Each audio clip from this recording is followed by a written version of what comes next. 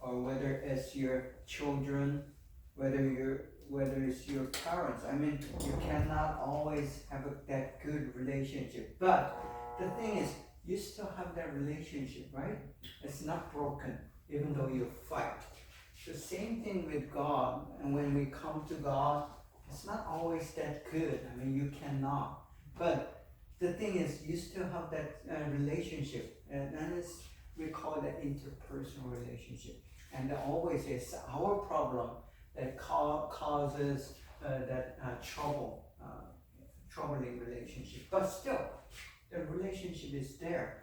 So the thing is, do we have that interpersonal relationship with God?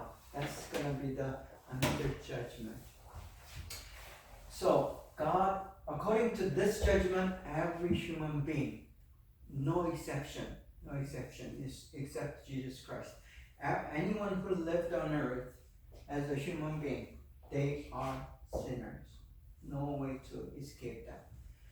Now, according to this standard, there are some who believe in Jesus Christ and having that personal relationship, and there are those who without that relationship. So this is gonna be the new the standard or the base for the judgment. So actually there are two different judgments, right? Because there are two different set of the standards. But according to this, everyone fails. But according to this, there are many who are going to be saved. So this is the first chance. That's the second chance. So God, this thing is already done and over. I mean, we cannot avoid this. So everyone dies because of this. But according to this, not everyone dies. Many will be saved. Because this is a new standard, new base, new judgment. So when we talk about this judgment, there's water, fire. This is the fire judgment. This is the water judgment.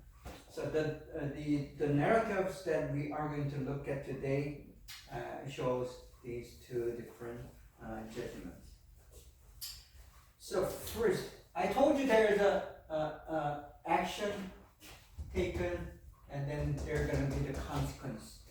So the first thing, first judgment actually, we have looked at is Adam and Eve committing that action of taking the fruit. Because they took the fruit, there were consequences. What was the consequence? Is the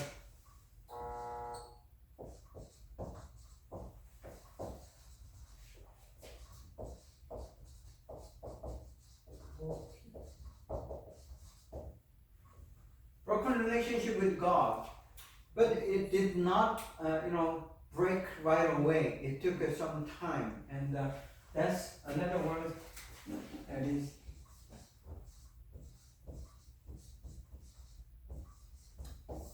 So that comes as a result of their action. The thing is, God did not cause them to die. See, this is very important in Christian theology. Many who does not know Christianity well, they think when they hear this story of Adam and Eve taking the fruit and being judged to die, they say, it is God who caused them to die, which is not true. It is us who had rebelled, disobeyed, and did not trust God and took that fruit. So it is us, the human being, who had caused own death. So the judgment, the author of judgment meaning who wrote the judgment. It is us. The author of judgment is human being, not God. So that has to be clear, because many non-believers will attack Christians saying, it doesn't make sense. God caused us to die. Why would he do that? Because if he is a good God. Because he is good God, he doesn't want to do that. But it is human being, not judgment is the Adam and Eve eventually dying as a result of their actions. Not just one action, actions follow one after another. So they lose the chance. I mean, they could say, I'm sorry, but they instead hide and then avoid and then blame. And then they cause fear within themselves. So these are the consequences. And the judgment was death. Now, the first murder, Cain killed Abel. We looked at that story last week. And there's always that intention. Why would Cain cause to kill his own brother? Because of envy, because of jealousy, because of his own ego. He thinks, I should be better than Abel. I mean, why should I be less than Abel? They are brothers. And then in our heart, there is not only conscience was built in, there is an ego, that desire to be better than others. That's called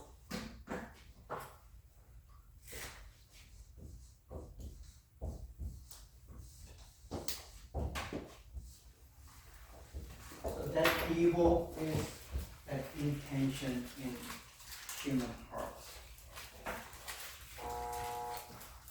So when Adam and Eve committed that act of taking the fruit, listening to serpent, that evil comes in to human history. And so we have to live with that evil. Not only there is a good conscience, but there's bad conscience saying, you have to be better than that person. Why should you be under so and so on? So there's always that desire to be, to put someone else under your feet.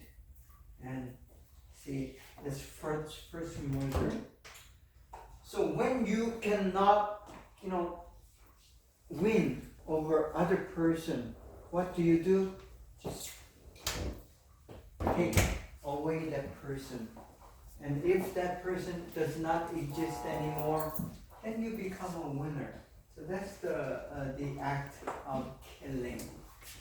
And this act of killing not only happens in a physical way, this act of killing happens in non-physical way. Your words can kill others. And it happens many times in human society. Now the flood. The flood stories, the narratives of flood, it is universal. Universal meaning global, meaning it's everywhere in the ancient tales. If you look at the ancient tales, the story, all the stories or myth of these many tribes over the world, you'll find these great flood story. And Greek mythology, that's the Greek, and Paralaya in Hindu. So Hinduism also has the flood story. In China, there's a Gunyu story, which also has that story of big flood. And Irish myth also has it. Maya culture, they have those flood story. And Native Americans, many different Native Americans, there are many different tribes. And majority of these tribes have the flood story in their tale or narrative. And there are many South American tribes having the flood stories, and in Africa as well, and even Australia. So that means all the major continents and all the small tribes, they do have the story of flood, which means the flood, the big flood, written in the Bible might be actually the true history. So these are called anthropological evidences. Anthropological evidence meaning that the study of races and the cultures, and then from that the study of cultures, you find the evidence of biblical stories in their culture. So what caused this flood judgment, the water judgment in Noah's time?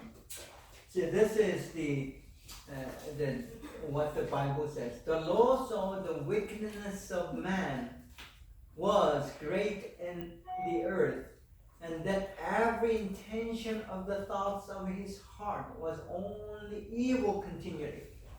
See, exactly what I just told you guys. So every intention, not just one intention, every intention of human beings are what? Evil. So because of the evil in their hearts, God was angry. God was, disappointed. And the Lord regretted, see, the word regretted, that he had made man on the earth. And it grieved him to his heart. So this is how God responded to human sin. So when we sin, even today, what does God do? He regrets. And not only he regrets, he grieves for us. And the same expression is in the New Testament. Who does grieve? It's the Holy Spirit who grieves for our sin. And he prays to the Father for us. So that's in the New Testament. Anyway, so the human wickedness. Wickedness is the twisting of God's design. That's wickedness. Making it different, breaking it, and distorting it. So that's the wickedness. And God designed us in a certain way, and if we live according to that design, we call that blessing. That's the blessing in the Bible. But if we do not live according to that God's design, his own image and his own likeness, and then the will of God for us to live in harmony with every other human being, and also harmony with the nature, the animals and plants and so on. If we do not do that, if we don't do that, that becomes wickedness. So that was prevailing. Prevailing means it was all over, and every intention was evil. So that's the reason for the judgment. So we are still talking about the theme of the judgment. So wickedness and judgment is very connected.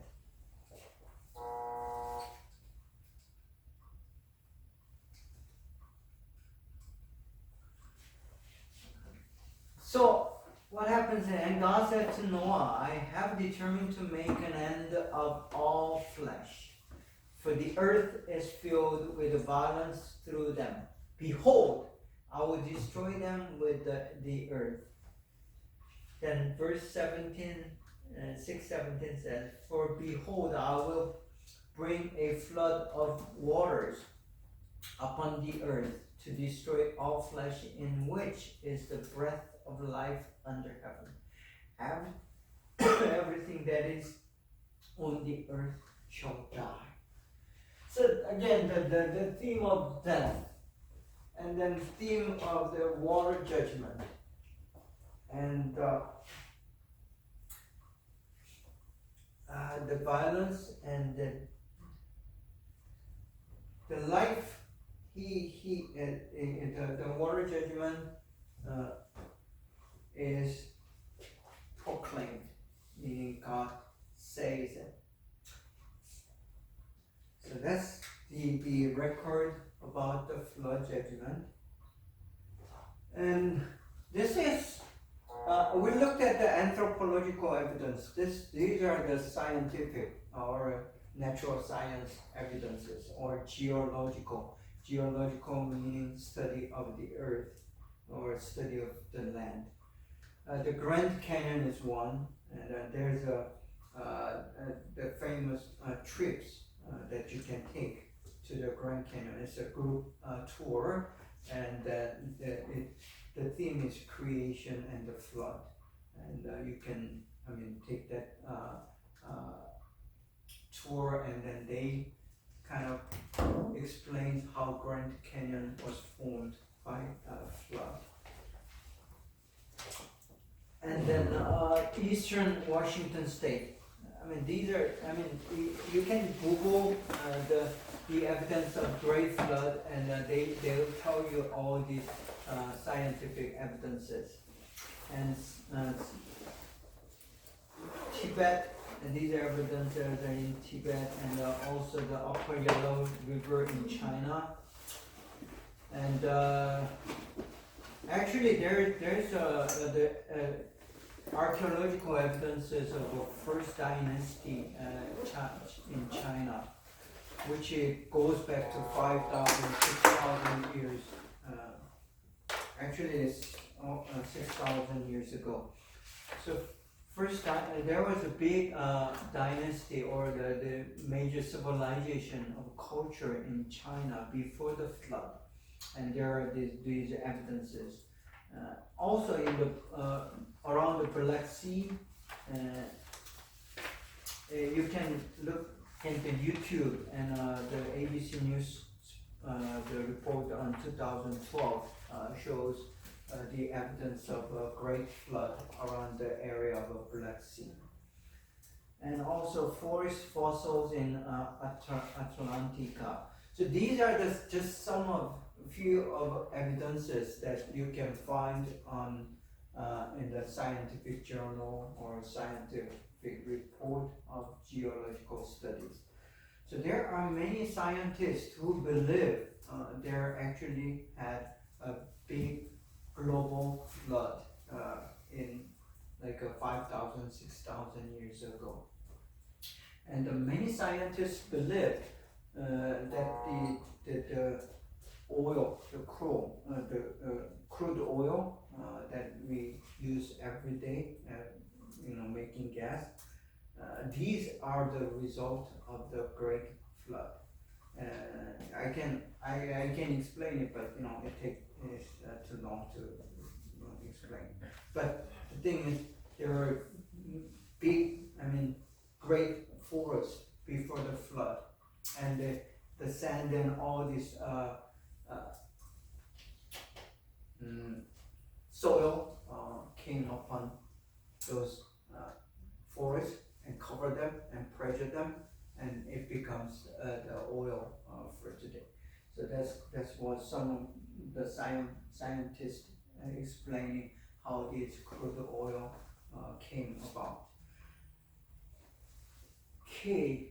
Also, there's some evidences of Noah's Ark. I'll tell you, there are some arguments against these evidences, but there were several expeditions. Expeditions meaning the group of people kind of getting together to go for certain search. That's expedition, and it as early as in the 1800s and the 1920, there were some expeditions trying to find the ark, that big huge ship. And the mountain Ararat in Turkey is still there. This mountain is pretty high. And Ron Wyatt from USA, he and the members of expedition went up to the mountain and took some pictures and under the snow, because this mountain Ararat, it has what we call the permanent snow, right, on the top of the mountain. So it is difficult for anyone to go up there and find something, but they kind of took an expedition and do the search and found some evidences up in the mountain. And in 2010, also again in the same Mount Agri is the same thing as Mountain Ararat, and the same mountain. And at the location of 13,000 feet, they found some panels, like the wood panels that dated back to 4,800 years back. So that's about the time that we think the flood actually happened. So these are some of the evidences that there is actually was Noah's Ark built and it was seated on the mountain Ararat, just like the Bible says. So we believe, many Christians and the non-Christian scientists even believe there has been some flood, big global flood, and there was an ark, huge ship built, and then that kind of backs up the story. Now, another judgment that we are to see is the Babel. The Tower of Babel also has to do with evil intention. So again, it matters. The intention that is evil, it matters. Because what God hates the most is the evil intention against Him. And when we have the personal relationship, this interpersonal relationship, we, from our own experience, we do know that if someone has an evil intention against you, evil intention means someone trying to use you to gain his or her own benefits. So if I do something against you so I can benefit using you, that's an evil. And if someone has an intention to harm you, sometimes for no reason. People harm for no reason. Sometimes people harm others for some reason. But harming others, making someone suffer, and that's the evil. So these are the evil intentions. And the Tower of Babel is evil intention against God again. So then they said, "Come, let us build ourselves a city and a tower with its top into the heaven. And let us make a name for ourselves, lest we be dispersed over the face of the whole earth." See, this the last sentence. We don't want to be dispersed all over the earth. We gather together and build a tower, and that tower is not just for the worship, it's a big city actually. And they are building a big city, and we are going to gather in this city and this place and live together forever. And the reason it is the evil intent is because God told them exactly, go out and spread. This happened after the flood. Okay, so after the flood, there were only 8 human beings left, right? Noah's family, and this family exploded after the flood, and there are many people again. And then people comes together and say, "We don't want to listen to God anymore. Why should we be spread out? We are happy together, and we'll stay here and build the city and be prosper." So the city, in some sense, is not a good place to be. Today, everyone comes into the city. I mean, for example, Seoul, South Korea, there's 20 million people in just small area, and everyone comes to Seoul. And the reason for them coming to Seoul is money, right? So money is the first thing that draws people to the city. Same thing in China. There are major cities, and some of the cities are bigger than some of the countries even, right? And there are so many people come to live in Beijing, Shanghai, and even Hong Kong. Hong Kong, I mean, it's so expensive there. The reason it's so expensive because there's money that can pay for that much.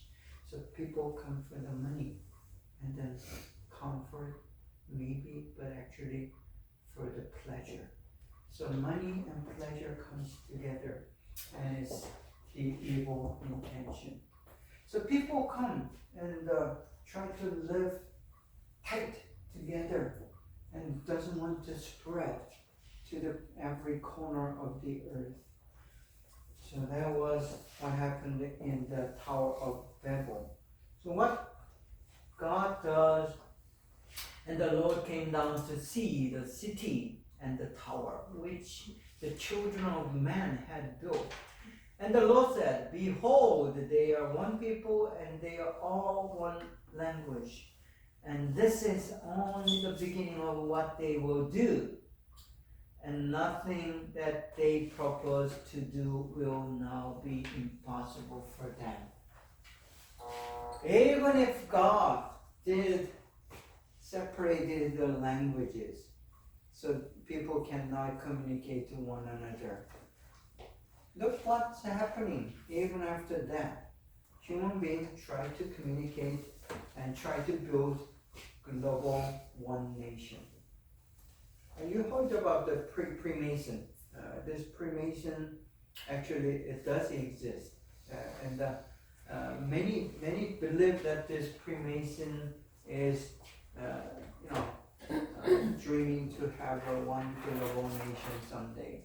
And according to the Bible, the Revelation, it is going to happen. And anyway, so there's an intention for people to build one nation, one language. And what this is what God does. Come, let us go down and there confuse their language, so that they may not understand one another's speech. So the Lord dispersed them from there over the face of the earth, and they left off building the city. So God kind of, prevents them to communicate and make many different languages. So that's some people, that's a curse of Babel. But actually it's not a curse. And there are some evidences regarding this separating of the language by God. Smithsonian, this is a famous scientific society in Washington, D.C. And there's some compelling evidence the Tower of Babel was real. If you just type those on YouTube, and you will find a YouTube segment on this. And also linguistics, one tree model versus many tree model. Let me explain. So the so-called evolutionists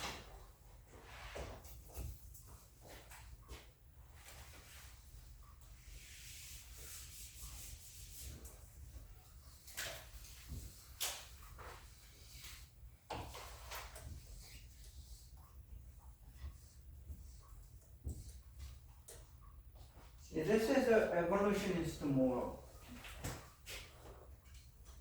there is one language at the beginning, and this language kind of separated into two, and then to many others, and that's how some evolutionists, linguists. Linguists are the scientists who are studying the language, right? And they think this is the model, and this is based on the evolution theory, and but actual evidences show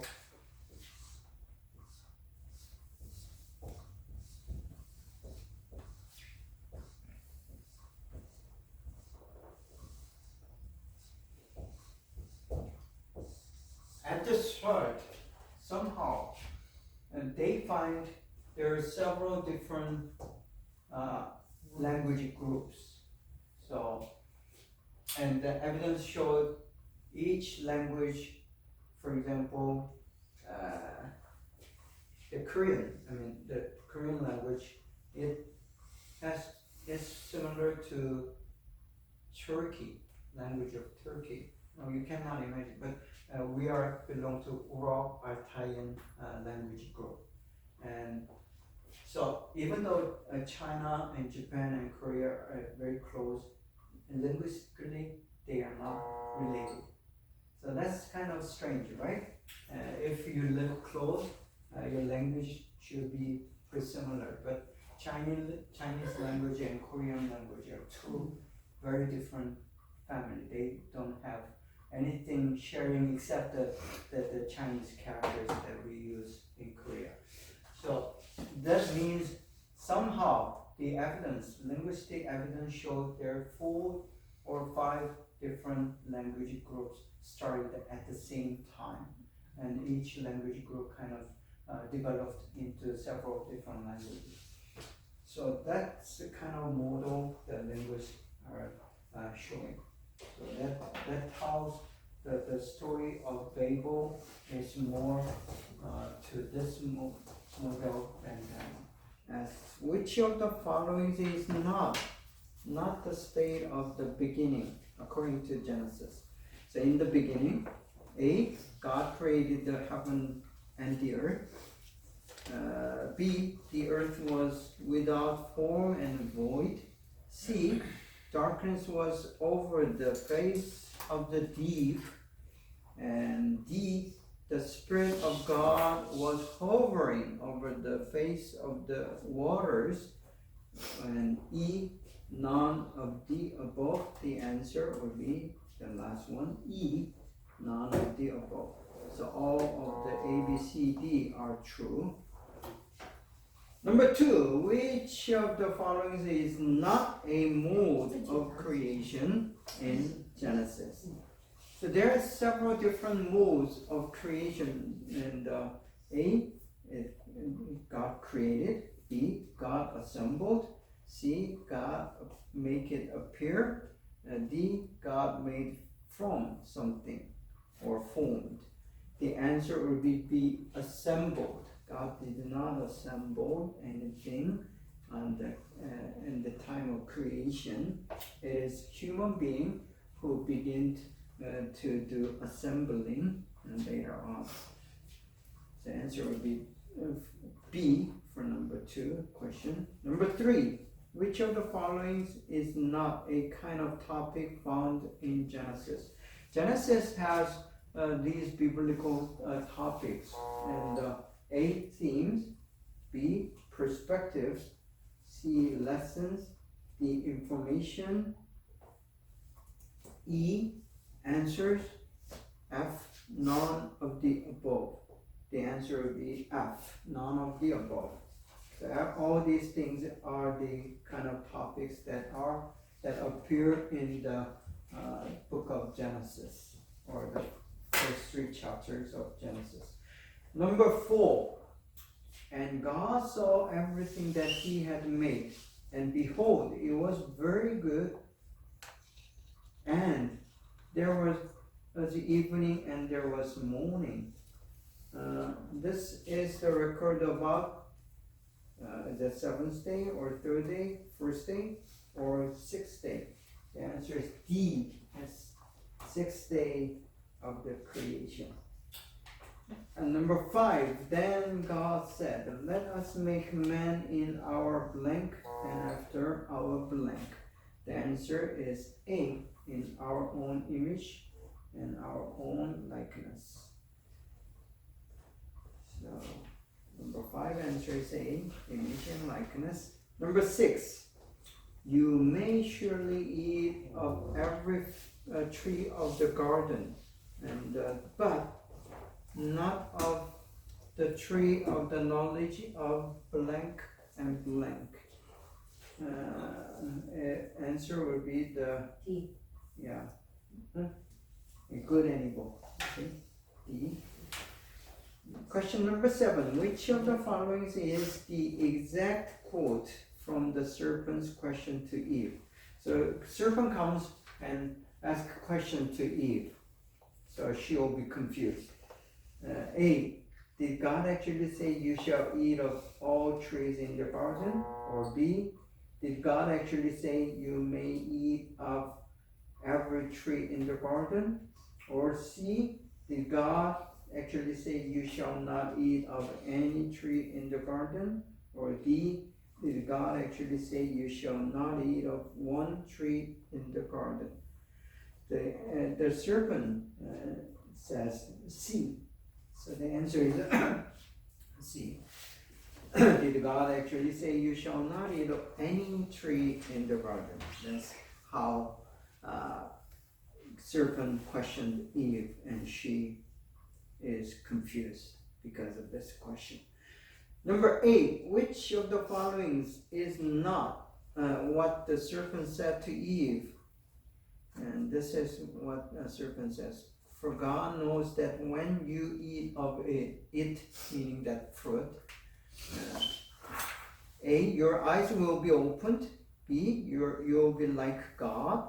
C, you'll know God, good and evil. D, you will be humbled. The answer is D. The serpent did not say you will be humbled.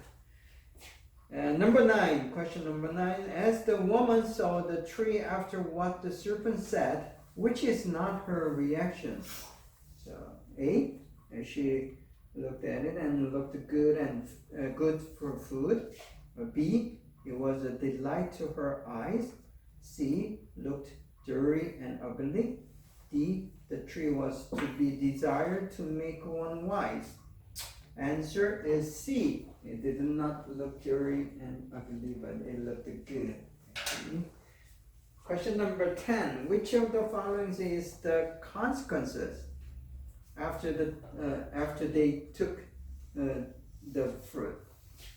A, their eyes were opened and saw own nakedness. They sowed fig tree leaves to cover up nakedness. C, they hid themselves from the presence of the Lord. D, they feared God for their nakedness. F, all of the above. Answer will be F. So all these are true, and it happened after they took the fruit. Okay, so that concludes final quiz 8. And we have 8 quizzes, meaning we have 80 questions total. So out of those 80 questions, I'm going to pick 20 questions, and those will be on the final exam.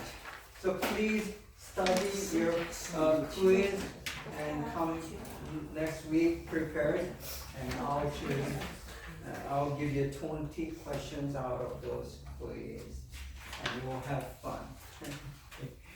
And then the second report is due next week. Next week is our final week, and we are already coming to the final week. And,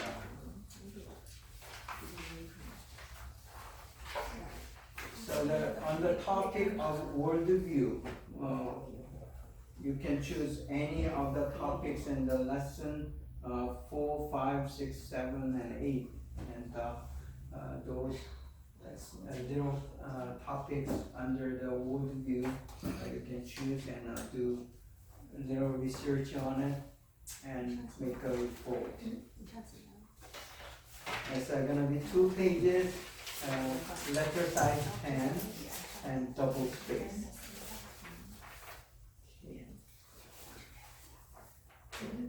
Let's continue with our topic. Now, we are coming to Sodom and Gomorrah. The event of Sodom and Gomorrah, it symbolizes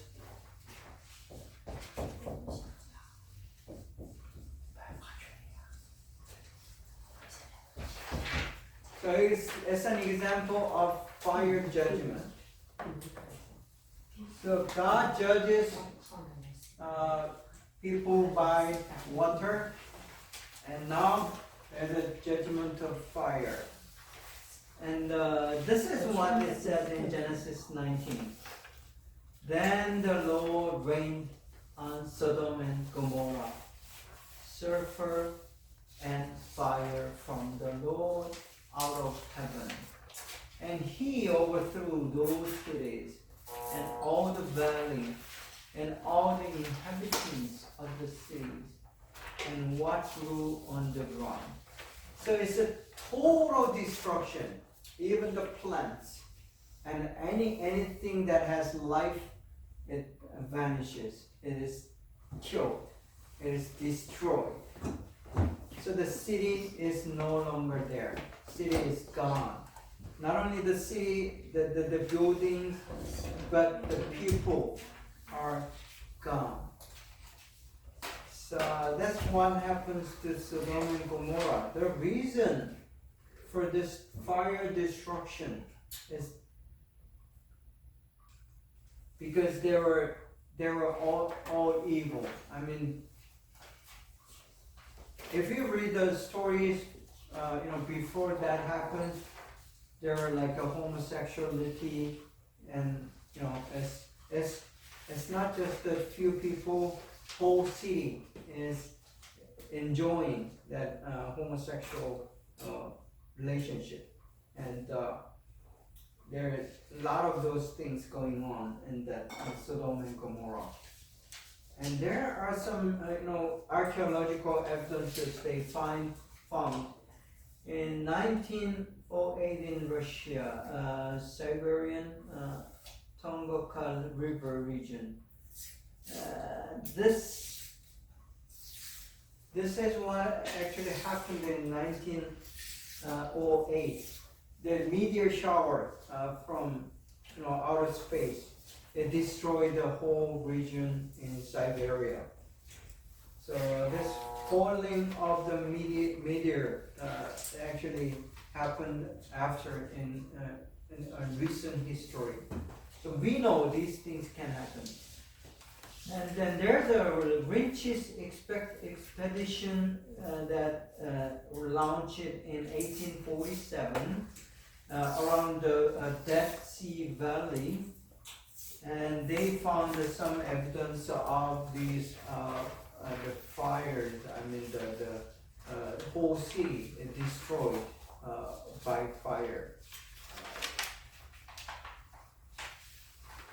And Stephen Collins also, he did another expedition, and this Tal El Hammam in the area, they find these evidence and believe that region used to be the Sodom and Gomorrah.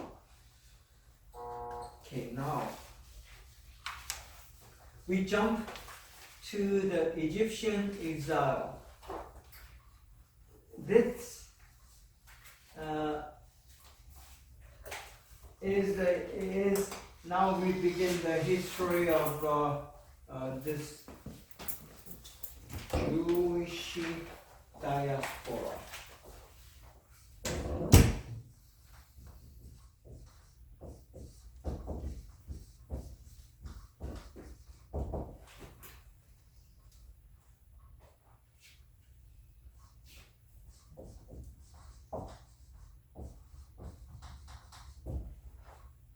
Abraham, he is the first Jewish diaspora. He moved from city of Ur to, he travels a lot of different places. So So he starts at the city of Ur and then goes beyond. This is a place where he was born and raised. And then after Abraham, we see Isaac.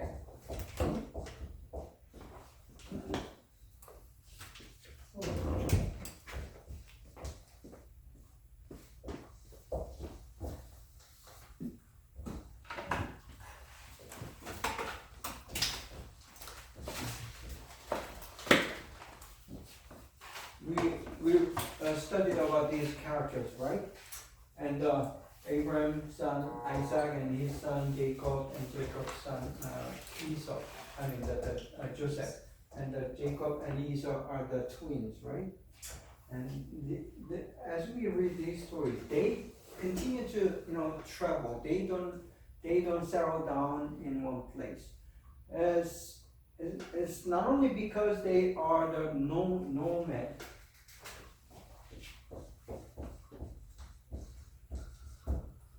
Nomad meaning they are traveling with their flocks, the sheep and cows, and they want to feed them.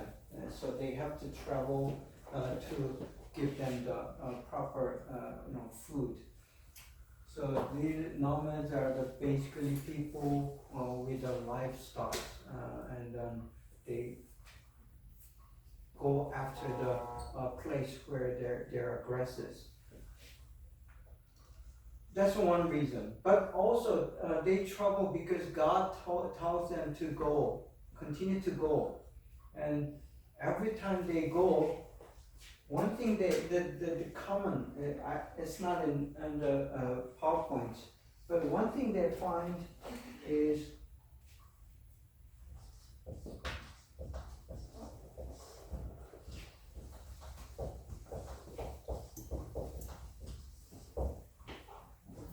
they raise a stone, a big stone, and that's probably like a 10, 15 feet high and long stone. They make it stand, they raise it, and makes a mark that they are there. And what they do is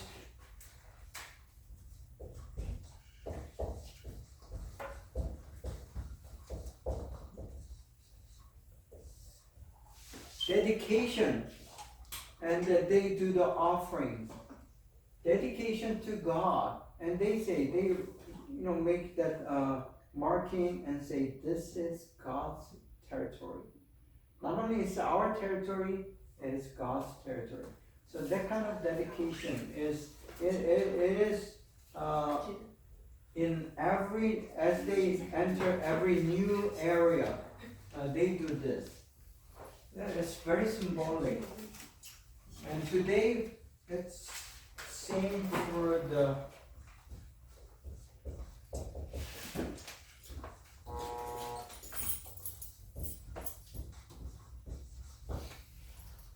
when a Christian enters a new territory, that means the kingdom of God, God's kingdom begins there. The God's presence is there because a Christian is there. This is very significant for Christians. So if you are Christian, your presence in a given community or given family, that means you are the beginning of the kingdom of God.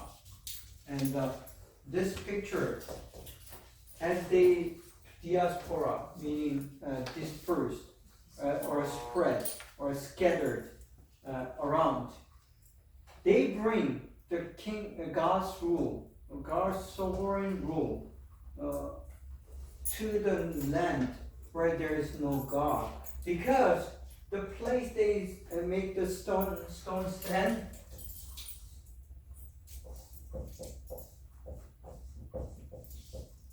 usually it's the place where there is a big tree.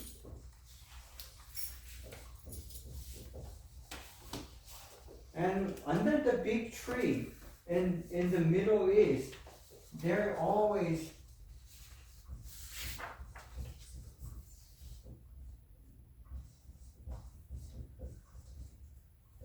there is an altar where they worship idol.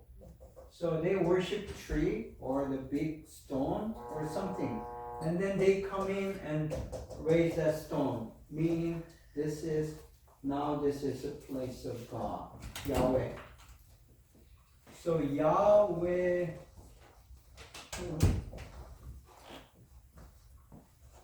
Yahweh God is the God of not only Jews, but that is God of Israel, and this land is God's land. That's how they do it. So as we come to Egyptian exile, Joseph, he was sold to Egypt by their own brothers. So brothers sell their own brother, youngest one, because just same as Cain's story, they were jealous about Joseph because Joseph took all the love. He's the youngest son, and the Jacob got Joseph when he was old enough to be a grandfather. I mean, he's a grandfather at the time. So he was very old when he got Joseph. So this young child of his own, I mean, he loved this Joseph. And because of that, other the 10 brothers did not like him, and they sell this Joseph to Egypt. But he was about to be killed. But because of Joseph went down to Egypt, and now, after many years, the land where the Jacob lived, they experienced famine. Meaning there's no food anymore, drought. So that Egyptian exile begins. And Bible said, and he said, "Behold, I have heard that there is a grain for sale in Egypt. Go down and buy grain for us there, and we may live and not die." So Jacob sent his children, the brothers of Joseph, down to Egypt to buy some grain.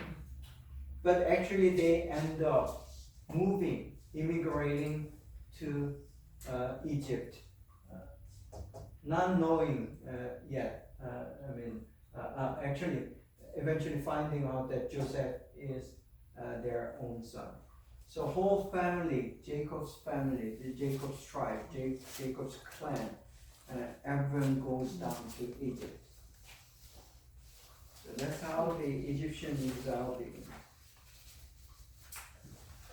And then he said, "I am God, the God of your father. Do not be afraid to go down to Egypt, for there I will make you into a great nation.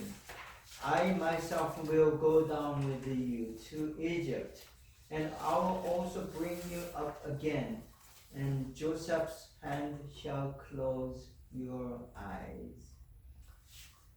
See, this is the promise that God gives to Jacob as he decides, he is troubled to go down to Egypt. He did not want to leave the Palestine, the land of Canaan, but God tells him to go down to Egypt. So this is what happens to many Christians today. Christians today, most Christians today wants to live where they were born and raised, and they want to live in the culture that they are familiar with. You experience that. It is very difficult to come to another culture, another nation with a visa